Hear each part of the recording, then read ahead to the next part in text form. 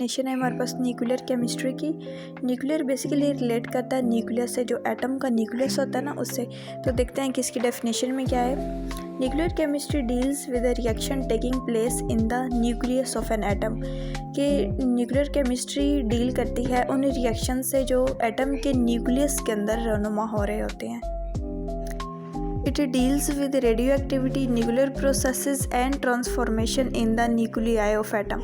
Okay, तो ये deal करती है रेडियो एक्टिविटी के साथ। रेडियो एक्टिविटी बेसिकली हमारे पास क्या चीज़ है, कुछ एलिमेंट ऐसे हैं जो कि जिनके न्यूक्लियस अनस्टेबल है, और उनके न्यूक्लियस अनस्टेबल होने की वजह से उनमें से रेडिएशंस निकलती रहती हैं, मतलब शुआएँ निकलती रहती हैं। और जो एलिमेंट्स ऐसे रेडिएशन को खारिज करते हैं उन्हें रेडियो एक्टिव एलिमेंट कहा जाता है, और इस प्रोसेस को हम रेडियो एक्टिविटी कहते हैं।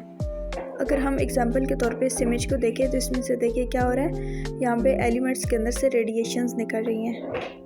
नेक्स्ट हमारे पास न्यूक्लियर प्रोसेसेस। न्यूक्लियर प्रोसेसेस कौन सा होता है, जब न्यूक्लियस का ब्रेकअप होता है, मतलब न्यूक्लियस टूटता है, तो उसमें से जो रेडिएशंस निकलती हैं वो अल्फ़ा बीटा गैमा होती हैं। और ये जो शुआएँ निकलती हैं ना, इनको डिफरेंट फील्ड में यूज़ किया जाता है, जैसा कि कैंसर के इलाज में, या फिर खाने को प्रिजर्व करने के लिए, महफूज करने के लिए। इसके बहुत से पॉजिटिव और नेगेटिव यूजेस भी होते हैं। ओके, तो ये सारा न्यूक्लियस का टूटना, उसमें से रेज़ का निकलना, रेडिएशन रेज़ का, ये सारा किस में आता है, न्यूक्लियर प्रोसेस में आता है। ओके, नेक्स्ट वो कहते हैं it deal with radio activity, nuclear processes and transformation in the nuclei of atom.